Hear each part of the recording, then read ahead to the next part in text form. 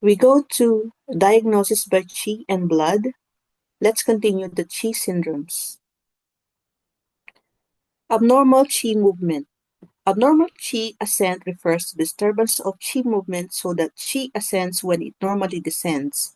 Clinically, this mostly affects lung, stomach, and liver Qi. Pathology. Abnormal ascent of lung Qi is mostly due to exogenous pathogenic evils attacking the lung. Turbid phlegm accumulating in the lung or the lung losing its function or of depuration. Abnormal ascent of stomach Qi is mostly due to exogenous pathogenic evils attacking the stomach. Retention of food, accumulation of cold rheum or turbid phlegm in the stomach. Abnormal ascent of liver Qi is mostly due to liver injury by pent-up rage, hyperactive liver Qi, or abnormal ascent of Qi fire. Clinical manifestations. The typical syndrome of abnormal lung Qi ascent includes coughing and labored breathing. The typical syndrome of abnormal stomach Qi ascent includes hiccup, eructation, nausea, and vomiting.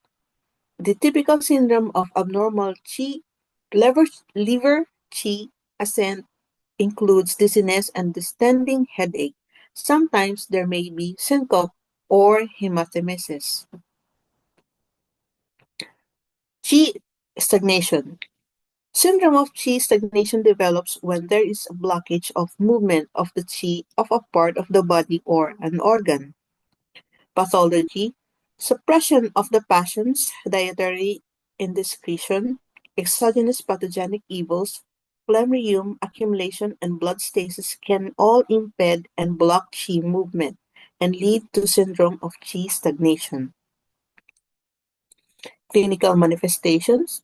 The typical syndrome of Qi stagnation includes distension and pain in the chest, epigastrium, and abdomen.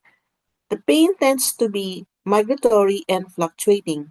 It is often alleviated by eructation or farting, but aggravated by frustration of the passions. Thank you for your attention.